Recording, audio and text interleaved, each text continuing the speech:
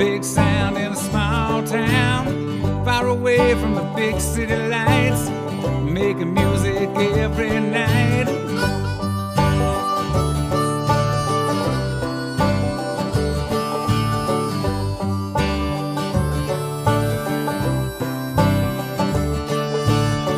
Good music with all our friends.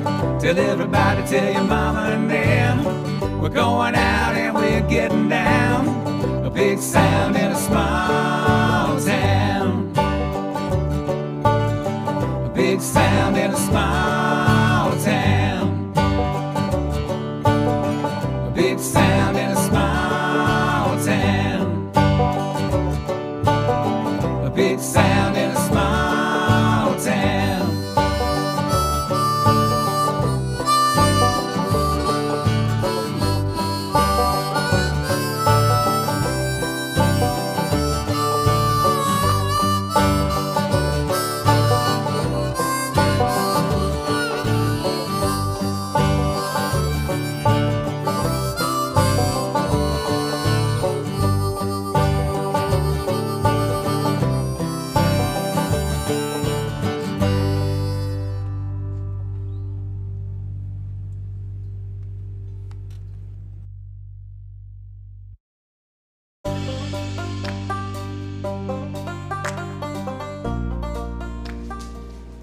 Hi, and welcome to Big Sound Small Town.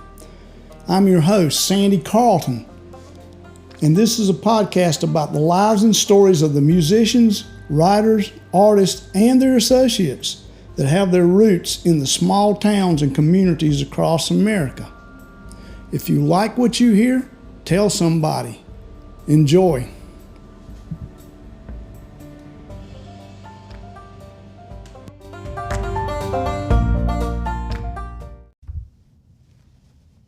Hi, I'm Mike Mitchell, and I am from Floyd, Virginia, which is a super small town. Floyd, Virginia is a one-stoplight town in a one-stoplight county. Let me see. I'm the founder and the director of the Floyd Music School. 15 years ago, I was crazy enough to think that there should be some type of organized standard for bluegrass music education in my town. And that was awfully cavalier of me, because Floyd is a place where for generations people have learned to play really, really well, but they've learned at the relative knee. You know, they've learned from uncles and aunts and grandparents and moms and dads. So through, you know, my grandpa always said I was rich in mule strength and stupidity. So that was his colorful word for stubbornness. Through stubbornness and perseverance, my wife Jenny and I, 15 years later, I have a bustling, super busy teaching studio in our town. The Floyd Music School has usually around 70 or 80 students, in person or online, which makes recital day a wonderful event. Mm-hmm. In fact, it lasts all day with a I'm sure it potluck does. in the middle of the day. That's what we do. And Now, in that time, there have been other music schools pop up in our town as well, oh really? following suit, which is great to see. It is that you have a community that could support even one is wonderful. Yeah. Now, let's talk about the type of instrumentation that we teach here. Well, my wife, who I always say is the real musician in the family, she teaches piano, Okay. flute, and music theory, and I teach all the bluegrass instruments. Oh, that's cool. Yeah, That's really cool. except dobro. Disclaimer, I am terrible at playing the dobro. And I don't even try. I don't even have one. So I can't do that. But Do you have someone that teaches dobro there? no, I sure don't. It's an unnecessary instrument in bluegrass music, really. I don't know. I think it needs to happen, and when the good Lord sees fit to put us with a dobro player, I'm sure it'll happen. But Jerry Douglas might disagree with that. Yeah. Yeah, Flux might have something to say about that. Our brother Oswald from Earl Scruggs here might have something to say about that too. That's right. So I'm going to start with my fourth instrument. Well, I guess my fifth. Banjo. I put off banjo for a long time, and people would say banjo, and I would say no. And 7 years ago, I started to say yes, and I would take banjo students thinking, and just being very honest with them, telling them I don't play, but I'll stay a step ahead of you. Right. And it's the Earl Scruggs book. Oh yeah, well, I mean, the Bible. Yeah, it is. It is the Bible. That's taught me to play, and that I use to teach people to play. So fortunate. One of my adult students gifted the school a very nice banjo to play and to use to teach. And I love playing and teaching banjo because I'm so terrible at playing it.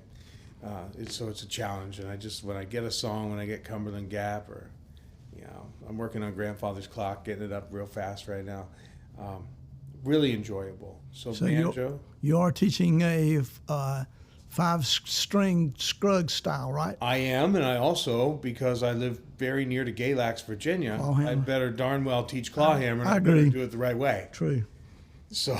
Yeah, I agree. I totally agree. It's very much the same as this community here. Yes, it is. The Scruggs Center is. If you're going to do it, don't mess around. You better make darn sure you're doing it the right way. Oh yeah, I can play banjo, but I do not in this town tell you that I'm a banjo player. Right. I understand that. I mean, I can, and I can have fun with it, but there's some players here. Yeah, there sure are. So this is you don't pull one out here, and it's like pulling a gun. If you pull one out, you better be ready to use it, because here is crazy. That's why I left mine at home. I thought about it this morning. My D.P. Hopkins banjo, my Walnut Deluxe, I thought, you should really go and at least play Cripple Creek at the Earl Scruggs Center. And then I thought to myself, no, I don't deserve to do that. Well, one of the coolest things I did was play a Don Gibson song at the Don Gibson Theater here in town. That's awesome. There was the deal where you could do one of your own songs and a Don Gibson song. And I was part of a band that was playing there, but not part of the contest that they were having, but they let me do it anyway, which was really cool. Yeah.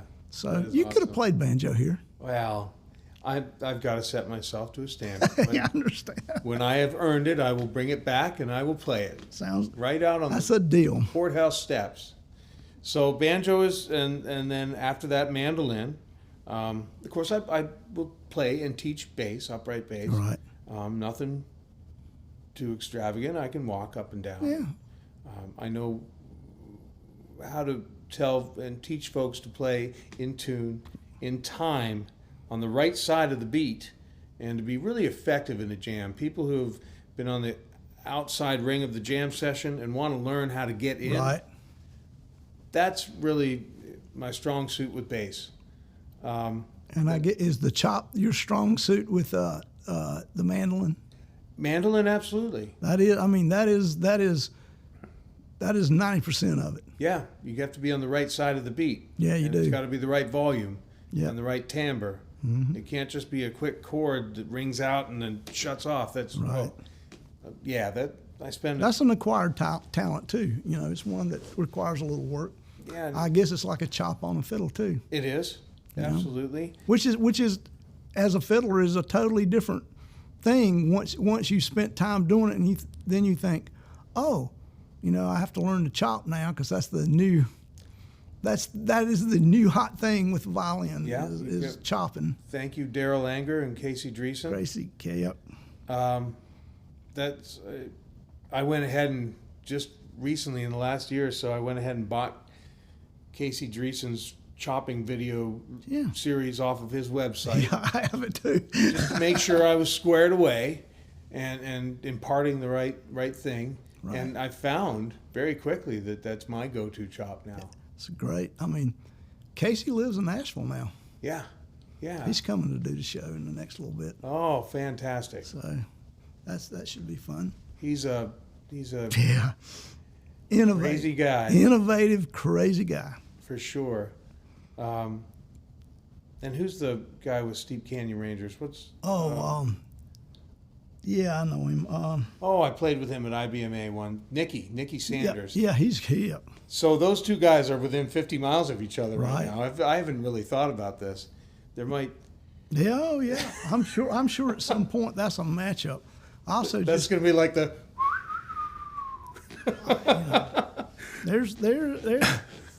Yeah, and there's a new young kid that plays with Songs from the Road band from Asheville who is a University of Miami grad and a national fiddle champ, and he is a really fine fiddle player too. So that should be a fun area for fiddles right now. Absolutely. It's wonderful. And then mandolin, of course. I like to tell folks that I always know how long I've taught bluegrass and played the mandolin because my son just turned 16. He's the youngest in our family. We have a family of 9. Wow. And our youngest just turned 16. And when he was still I think he was 6 or 8 months old, I got my first mandolin. Wow. So I can always sort of time it to that. And because of my upbringing, my classical upbringing, I also play and teach classical mandolin. Oh, that is super. Which is it's something I enjoy very much. Yeah, I mean, that is the beautiful thing about the mandolin. It is so versatile. Yeah. I mean, you can go to Dave Grisman, you can go to Peter Skrusko. I mean, there's That's right. fine mandolin players who play more than bluegrass. That's right. And I really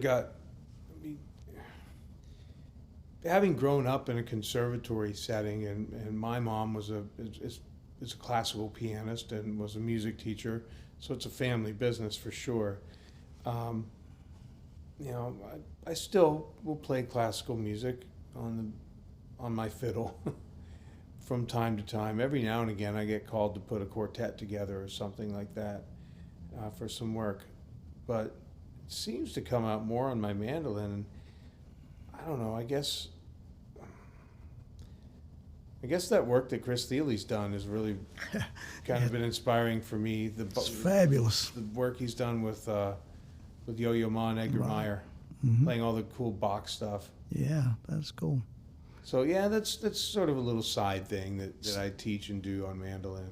So how did you make the transition from being a classically trained violinist to being a fiddler? Well, because we kind of had a talk about classically trained and then being able to improvise. Yeah. Well, I got grassically trained. Yeah, I mean, that's great. I love that. I've learned over the last 20 years to keep the story as brief as I can. I had a brain tumor in the lower left part of my brain. In March of 2000, it was taken out, and it left me paralyzed on my right side. And as I relearned how to play, I wanted to relearn how to play fiddle style. Oh, and fiddle tunes would be good for that, for the repetition. The repetition and the bowing and the rhythm. Right. So up until that point, I had been an electric violin player in a jam band. A road guy. Right. Road musician in a big 7-piece jam band. And I was really good with my Fender Blues Deluxe and my boutique pedals. And sure. I could make all kinds of really trippy sounds. I'm sure. So if you were out in the field and you'd been smoking a lot of weed, I was the violinist for you. I understand. Did that band have a name? It was called The Recipe. Yeah. Oh, yeah. Yeah. Yeah, everybody remembers that from around here. Yes. Yes. Yeah, we played it. Because we have a lot of those people who like to get out in the field and smoke a little weed and have fun. Absolutely. So, yeah, this medical thing happened to me, and I had to relearn how to use my right arm. So, I put my fiddle on my left shoulder, and I actually taped the bow. I would use electrical tape or Scotch tape, whatever, Right. and taped that bow. And I didn't hold my fiddle with my left hand, but I pushed my arm back and forth, my right arm back and forth with my left hand. Wow, what a story. And How long did it take to recover? I was back in the studio. I tried to get back on stage in 6 months. That didn't work well. I was back in the studio maybe 1 year later. Wow. And I like to say that I've still never fully, but I don't know. Did it affect your voice? Have you sang always? I always I mean, your sang. voice is really good, and I was just wondering, since we got to this point in this story, did it affect your voice? No, it did not. But I wasn't singing. I was singing. I was a side man, and I Right. would sing harmonies. Harmonies, yeah. But it wasn't until my lovely and talented wife, Miss Jenny Lynn, talked me into using my voice primarily about 4 years ago. Really? Yeah. Were you not aware that you could sing that well? I knew that I was a good singer. I knew that I was often maybe a little bit better than the front people in Right. the bands I was working Yeah. with. But I was just You were a player, though, is what you were. a player. Yeah, I mean, there is people. A lot of people don't know that there is a difference between a player and and just your standard musician. I mean, some people are players, and those are people who play their instrument really, really well, and that is the whole focus of That was it. their music environment is their instrument. Yeah, that was it. Even if you sing, it would only be secondary thing. But it's a great voice, though. Well, thank you. You should be commended for pushing him to do that. Yay, It's Jenny. a good voice. I mean, Thank you. but it is kind of strange how you waited to that late to do it. Well, I'll be honest with you. There's a big change that happened. Part of being a road musician and that life meant that I had a very healthy drug habit, Yeah, I mean, or a very unhealthy drug habit. yeah, that might be a better way to put it. And 7 years ago, I got clean. That's great. And in 7 years, I've released I've become a band. Well, I've learned to play the banjo. First of all, I've become a band leader. I've released an album that was #2 on the Billboard chart, all with 8 of the songs being my original work. Got to work with Mark Schatz, produced the thing. Sure.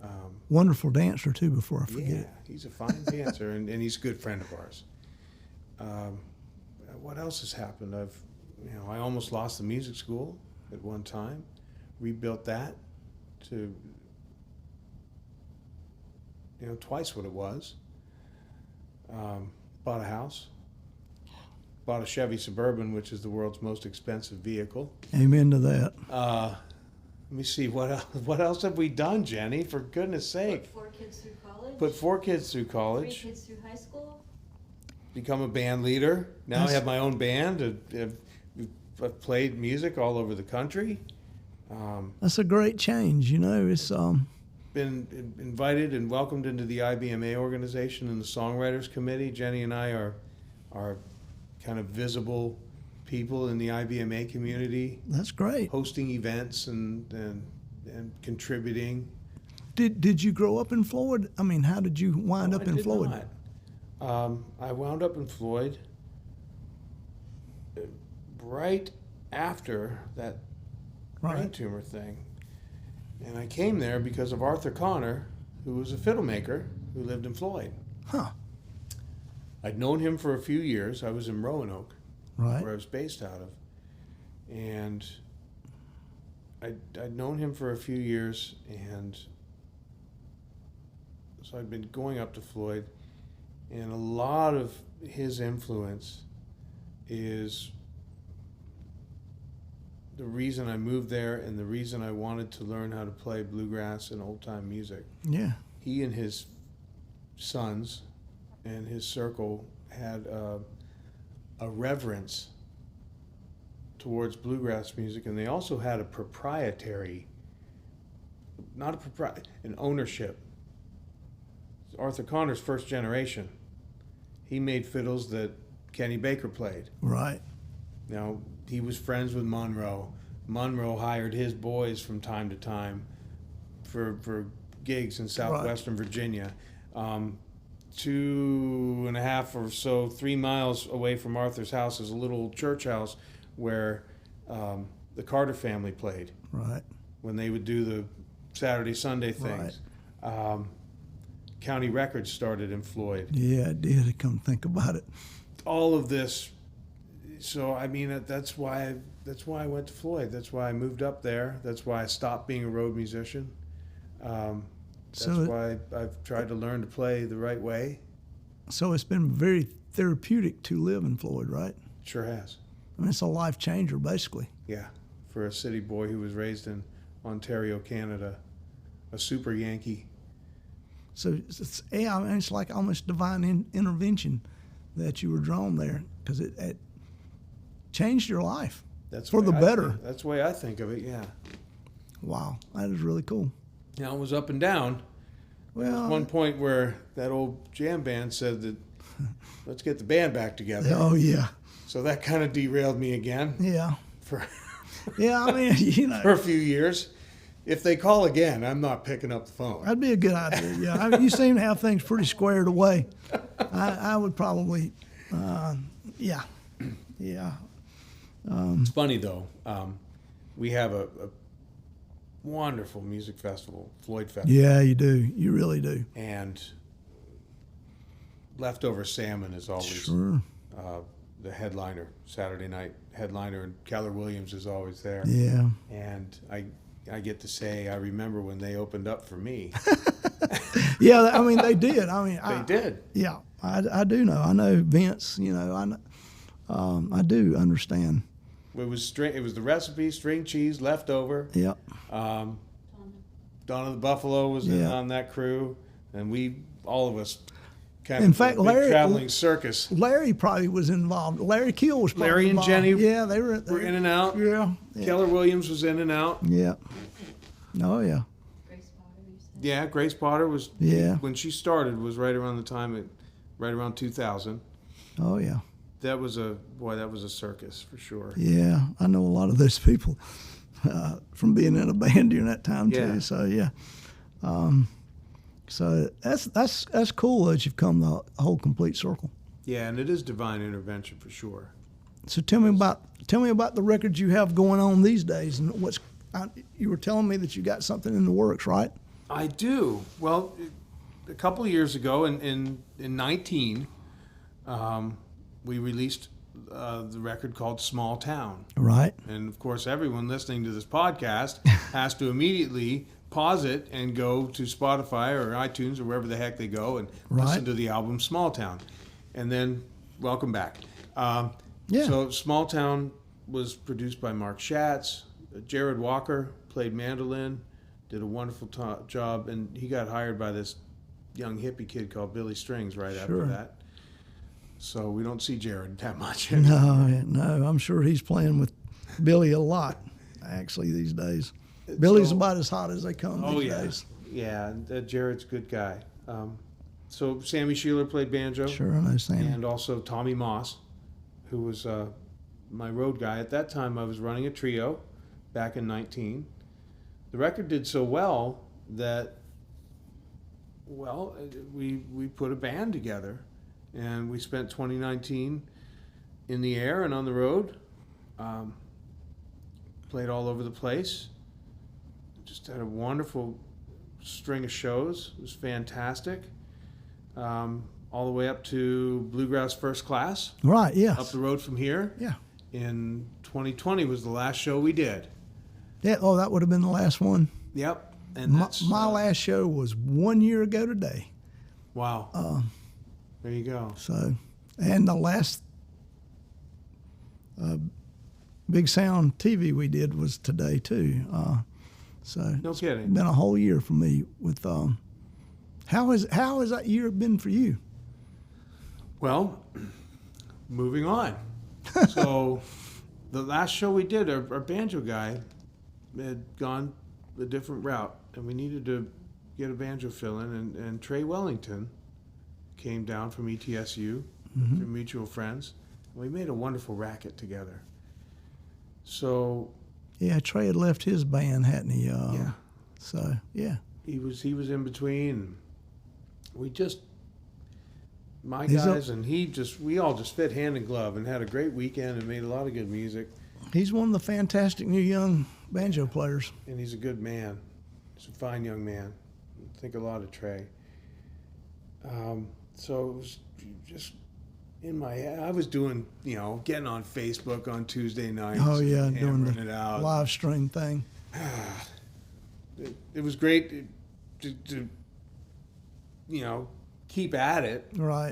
but very quickly it became just super saturated. Sure. And I needed more bandwidth that I just couldn't get. Oh, yeah. I mean, I think that's been the thing with most people is they just don't have enough to make that a really enjoyable thing. Right. You know? So I focused on putting out a single. And when things just loosened up enough that we could travel, Right. I brought the band together in Floyd. We recorded at Mountain Fever Studio. Amanda Cook, who's got a new album out. It's out on Sirius right now, but I think it comes out on the 26th. She engineered. And while we were recording that, Stephen and Yana Mogen were driving up to Floyd from Nashville to shoot the video the next day. Oh, really? So we have a scratch mix from the recording studio from Saturday. The mandolin player wasn't able to make it to the session. He got to my house at like midnight or 1 o'clock in the morning. We stayed up all night in my studio, adding the Mando tracks and some harmony vocals, getting a rough mix together. We started filming on the front porch of my neighbor's house, 7 o'clock Sunday morning, filmed the video. The whole thing was done in this 48-hour whirlwind. Wow. We released it. The song is called Calling Me. We released it. The timing was just everything was lined up perfectly. The song's about, someone coming home, someone who's been on the road. This is the theme of our afternoon here, my friend. Someone who's been on the road doing whatever they've done for their living, who's coming home, misses the values of home, faith and family and heritage. And there's even an old girlfriend in the song that he's looking forward to seeing again or hoping to see again. Is this video out for viewing yet? It is, absolutely. And where can the listeners find it? Well, they can find it on the website, of course, Mike Mitchell Music, on the Facebook page, Mike Mitchell Band. It got picked up right away by Bluegrass Ridge TV show, which is on a cable channel. It debuted at number 14 on the Bluegrass Standard chart, spent 2 months at number 5, back down to number 11 before it dropped out of that video chart. It's on our YouTube channel. That's cool. Yeah. I mean, that's really cool. I guess that was a Dark Shadow deal. Yeah. Well, not. We released it on our own. Right, but I mean, I guess Recording is Dark related. Shadows, who did the video, is that who did? That's cool. Absolutely. That in itself's cool. Yeah, Stephen's great. Steven's got a lot of stuff going on. Yeah. I mean, We like working with Stephen and Yana very much. Yeah. I have a lot of respect for him. So when I think about, and it's, as we were talking about, it's only been about 4 years that I've been a band leader and a front man playing my own stuff.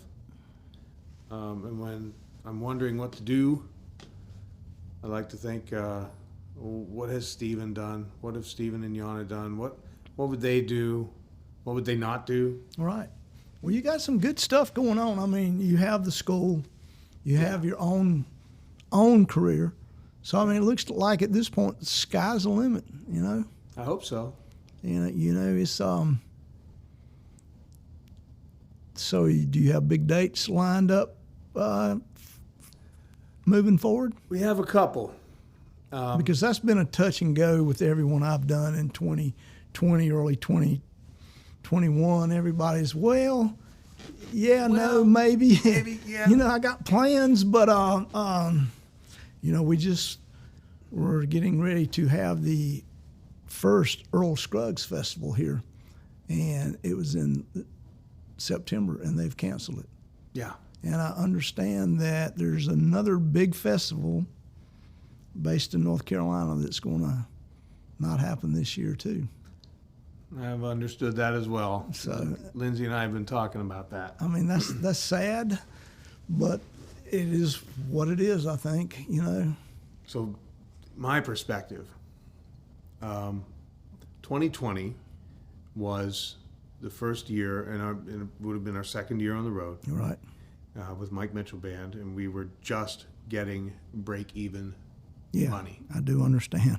So a lot of groups will spend 3 years on the road before they break even. Right. They'll finance it themselves. Yeah. And I was really looking forward to a week or 10 days in Colorado that was break-even money. We had some stuff up in the Midwest. Of course, a lot of stuff through the Virginias and Carolinas. And that is all rolled over to this year. Shifted, yeah. She kind of shifted over. But a lot of them, or half of them, don't have the budgets. Right. They're still on, but they're on with local and regional talent Yeah, now, not I do, national yeah. talent. So a lot of it's a waiting game. And I'm in the same boat as Everybody else. everybody else. I'm in the same boat as Doyle and Rhonda. So I can feel okay about that, and I'm a patient man.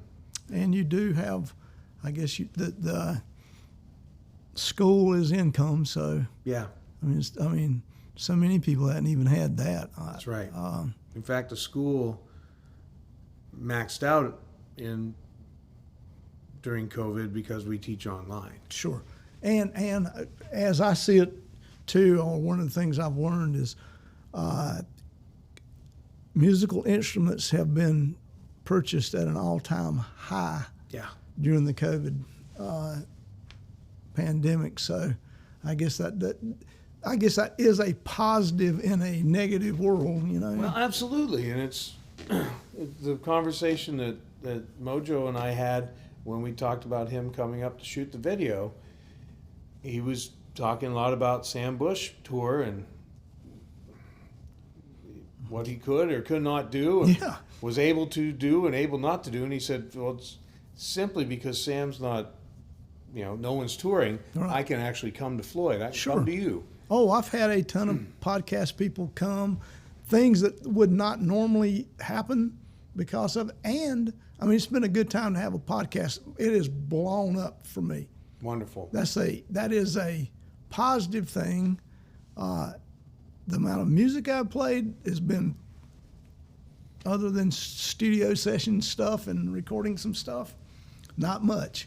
But the podcast has been huge, and there has been some wonderful stuff, and I suspect that we should hear some really good music because people have had time to work on it. Sandy, I think that 2020, what we will come out with is, I think, 5, 10, 15 years down the road, recorded events are going to be measured against 2020's recorded events. That would be Well, great. I hear that single and it's sounding good, but it's not sounding like so-and-so 2020 good. Right. Yeah, I mean, that could be. And the songwriting, so I'm, kind of big into songwriting and working with a lot of the people in the IBMA songwriters circles. Songwriting on Zoom Yeah, I've done a ton of it during this time. I'm getting pretty good at it. Well, I mean, it does hook you up with people that you wouldn't likely get to because everybody would be working. That's right. And when you're working a lot, it is really hard to write. I mean, as writers, some people can't do it in tours. Some people can't. Everybody has a little different way. But when everybody's sitting at home and they can't work, Zoom does make it easier and actually hooks you up with some people that you wouldn't have that opportunity in all right. likelihood. So that's a positive. There's been some positives. I have some great co-writes and have written some of what I think are some of my best songs in this last year. And I'm really looking forward to taking the band back into Mountain Fever Studio next week here, right at the end of March, and through the end of April for a full-length album. I hope to release it. At least another single from it, on Father's Day. That's great. The album's called Fathers and Sons. Well, it is kind of the really cool thing these days too, is it is again in our lifetime a single market again. Yeah. Somewhat. I mean, rather than go in and put out, or so the record company tells me, it's better to have, even if you have 12 songs, it's better to release them individually now, as per the old days, That's right. Put 12 out at one time and then be done. Because in a year like this, I know so many people that's had projects that they needed to support and back up, and they can't. That's right. They got an album and nothing really to show for it because can't go out and sell them. But if they release a single, and then there's a little bit of it. Well, it keeps people realizing you're still out there. That's right. Because that's another thing that people's had a hard time. They'll forget about you. Well, you can be really hot, and then by the time everybody gets back, it may be someone new. It's 5 or 6 months. Yeah. If you haven't If you stayed have, in there. exactly, and that's purview. why the single is good. Absolutely. And any chance that you Podcasts are good. Yeah, absolutely. Any chance that you can get that as a band leader, your band on camera Yeah. and broadcast is a really good thing. We have been invited by Tim White to film Song of the Mountains. Yeah, that's a cool public show. TV show. Yeah, I know Tim. So that's an exciting thing. We're opening up for Molly Tuttle at Floyd Fest. Yeah, that's great. Yeah, I was going to ask you about Floyd Fest. That's cool. Yeah, Jenny and I are there all week. We run a camp for kids, music camp. Okay, at the Floyd festival. Fest. Yeah. And we have some plans. We're talking with Chris Hodges, the Yeah. head guy there Right. at Floyd Fest. We're talking with him about kind of expanding that into maybe more of an academy kind of a setting, and maybe having the kids do a kind of a visible set at the end of the Right. week. Yeah, that would be. Oh yeah, Pete Warnick style. Yeah, Yeah. absolutely. Yeah, that's cool. And then the band, having our band offered the opening spot for Molly Tuttle. Yeah, that's is great. Wonderful. And that there's a couple of. Unlike everybody else, there's a few festivals that we hope still go on. Yeah. But all that I can do now is my level best to keep my band in view, keep my band sounding good, put out another single. They're a really photogenic group of young gentlemen, aren't they? They are young. That is one thing I did notice. You guys are Yeah. young. Yeah. So I think You guys are young. making Yeah, videos, you guys are young. Yeah, Very thank good. you very much for Yeah, that. yeah, yeah. I think making videos is really where a lot of us need to be. I mean, it's just it's where the business is right now. It is. It really is. And we can get a lot more visibility. We can get our music out to a much larger market through the video art form Sure right you now. can. I'm not really up, and my wife Jenny is far more up on the new Bluegrass TV and Diddy TV, Yeah. on the details of those, but I think it's significant that there are these Yeah, it entities is. coming I up agree. to present bluegrass music, Mm-hmm. filmed it and recorded at a high level, not live, but studio Right. done. Sure. Oh yeah, it is. It is. That is something that has changed.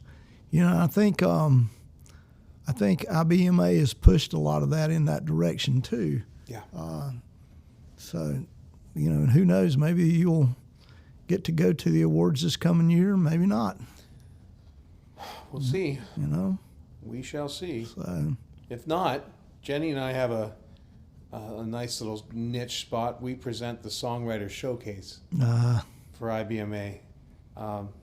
This past year, of course, 2 years ago we were still in Raleigh, but this past year we had a film crew come to a local theater in Blacksburg, Virginia, and we presented it as if we were hosting in a full theater. Right. With the curtain right. and the yeah. lighting. But that's of course, pretty cool us too. And yeah. one of our kids and the cameraman. No, I mean, yeah. I mean, it's that way though. I mean, it's the new world. It's just the way it is. It is. Making the most of it. Well, at least you're part of it. I mean, that is another thing too. We're living through history that'll be a big part of not just world history but music history too. Yeah. I mean, we're the only, outside of world wars, this is the only time music has been through anything like this. Yeah. I mean, musicians have always been able to work for whatever little musicians work for. No, but I mean, just, yeah. But I we mean always that, have. Yeah. Up until now. Up until now, which is it's a big piece of history, music history, that we've gotten to live through, whether we've liked it or not. Yeah. So. For sure, and the unforeseen changes are always interesting to me. I'm always trying to look a year and 5 years down the road. Sure. Oh yeah, you have to do that. You have to have a vision. I don't know, Sandy, what the festival scene, what the multi-billion-dollar industry of music festivals is going to look like 5 years from now. Yeah, I mean, maybe it'll be a multi-million-dollar industry. It may be. I mean, I think people are ready. I think people are really ready to hear live music again. So I think that the crowd can return. I don't know how well the festivals will work with finances. I don't know. But if they return, if the crowds return, I think everything will be okay. If they will, my crew will be there to play for them. I hear you. Know that. What else do we need to know? What have we missed? I don't know if we've missed a thing, have we? I think we've got it covered. Now, tomorrow you're going to be up at WNCW? I am. Finally, Joe has been playing my stuff since the first record. He's been playing my stuff for 7 years. Right. Since long before I even had a little trio, or certainly had a touring band, and I finally get to go and meet Joe. Yeah, those are good guys up there. They're all good. We're lucky to have a radio station like that here. They support a lot of music, and then they have their dedicated bluegrass programs that it's on in the mornings and on Saturdays. And they do a wonderful job of supporting bluegrass music. It's so important. Oh, stations like WNCW, WPAQ. Sure, PAQ. Been friends with Tim Fry for as many years at PAQ. Mm-hmm. The people over in Bristol, Johnson City. I agree. And Roanoke. I mean, that's my hometown station is Sundays in Roanoke with Luke Church. There's a lot of great bluegrass and roots music in Roanoke. Oh, yeah, it's Virginia. Other parts of the world don't have that. No, they do not. Other parts of the country don't have it. No. These little boutique shows, half an hour here and there. Actually, people, you would think the South would have more bluegrass than what it does, but after the Virginia, North Carolina, Tennessee, Kentucky, it falls off the face of. Right. South Carolina is 15 miles from here. Name me a South Carolina bluegrass act. That's right. I mean, of all time. The invisible curtain. It is. I mean, it just drops for some reason. Never understood it. I don't know. I'm sure that I probably know someone who can speak to that. Someone in Appalachian Studies can probably speak to that. I'm thinking about a few people, but I won't mention. Yeah, their well, I names. know a couple too, but that yeah, I should ask. But when we think about the regional sort of, there's this area that you and I Yeah. are in, and then there's that Baltimore. yeah, oh yeah, they do have that. Western Washington, PA, Washington D.C. Then we have to skip a little bit. We go through the Delaware Valley and then up into Boston. Yeah, Then there's a pocket in Indiana. yeah, there is. There's a pocket in Missouri. Yeah, And there's much smaller pockets. Then we've got to go to the Front Range, yeah, you do really. and then it's a sprinkling until you get to the coast. And then it's a different bluegrass. And then I it's- mean, yeah. like a different country, like the Nashville country, the Bakersfield country. That's It's right. a different bluegrass. That's right. It's still acoustic, still the same instruments, but something happens in that. It sounds different. It sounds different, and there's nothing wrong with it. I don't want anyone to think that I'm saying there's anything wrong with it. It's just different. That's right. I don't know what the distance does to it. I don't know. I don't know either. But And I don't know why there's certain areas, like you were saying, South Carolina. South Carolina, Florida. kind of you think Georgia falls in there, but not as much as you think. There's pockets in Georgia, Yeah.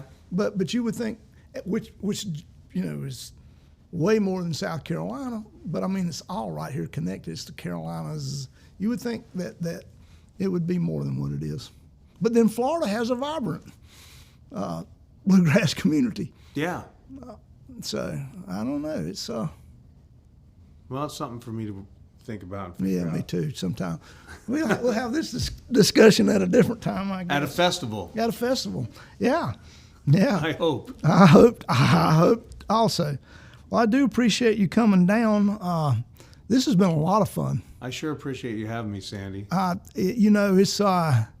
It's a really cool story too. Well, thank you. I believe my listeners will really, really like it. Thank you. I'm always happy to tell my story, and if anyone wants to know any more about it, and if anyone ever wants to know about what it's like on the other side of getting clean, Yeah, they just need to give me a call. I hear you. I'm happy That's to talk to them important. about it. I'm glad you put that in there too. That's Absolutely. really cool. I have a lot of musician listeners and all music lover listeners, and then just some weird people. Yeah. Again, thank you guys for coming down. Well, thank you, Sandy. It's been a pleasure, buddy. Thank you. So this is one that I've been playing with the band last, I don't know, I guess the last few years, really. This might even be one I started with Mike Mitchell Trio. But not a lot of people play The Cold Frosty Morning because it's not a fast foot stomping type of fiddle tune. I just love it. And I'm a history guy, and I'm descended from Scotch-Irish settlers, and the story of the cold frosty morning on the Battle of Culloden Moor, that always, I guess it appeals to me that's the title of this tune. And I think it's one that's probably going to find its way onto our next record, because if I'm not mistaken, which I very well may be, Blue Highway is the only band that's cut this tune, the only bluegrass band. So I think we might have a kind of an obscure tune that hasn't been cut enough. But anyways.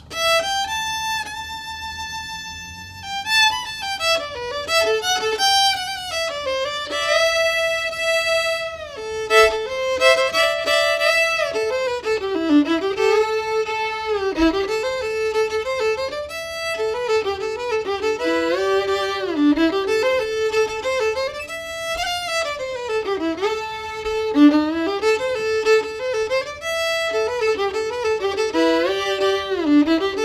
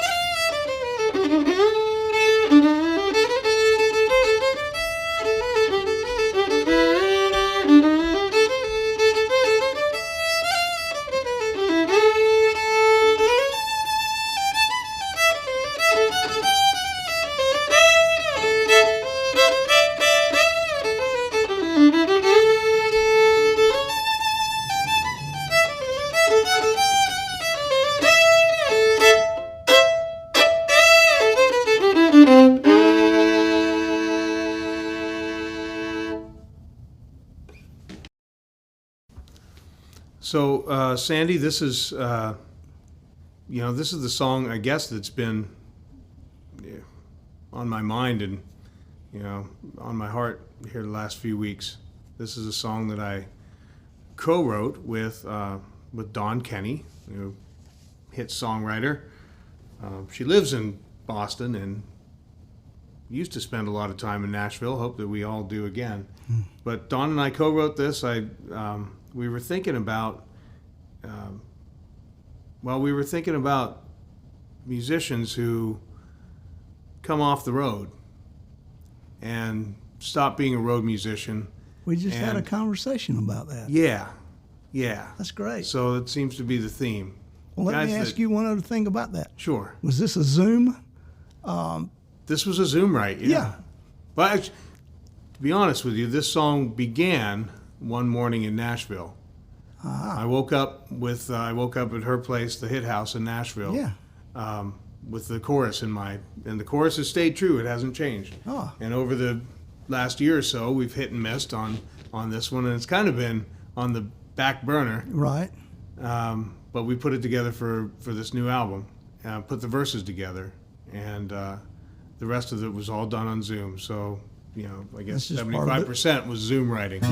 Part of the new world we live in. That's right, man. Sadly. Yep. So, this is about the guy that does the right thing by his wife and his most importantly his children. He's an uncommon man.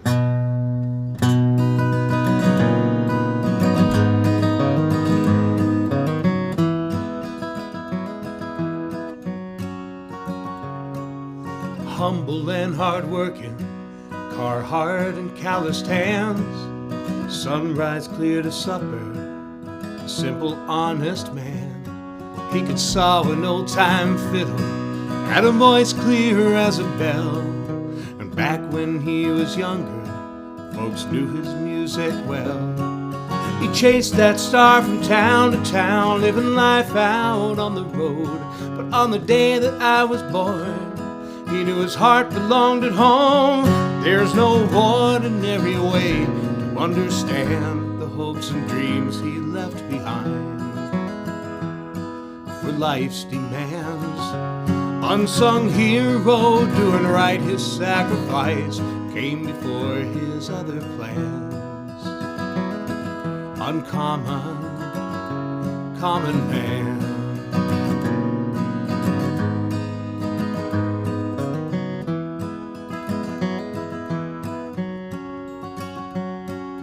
Growing up, I'd watch him underneath that Chevy's hood. He taught me how to turn a wrench, keep an engine running good. The radio was always on, old Hank and Patsy songs. He said life was written in those lines, and I learned to sing along. Knoxville was his last show, his name up on that marquee. But at home with me and Mama is where he was meant to be. There's no ordinary way to understand the hopes and dreams he left behind. For life's demands, the unsung hero, doing right, his sacrifice came before his other plans. Uncommon, common man.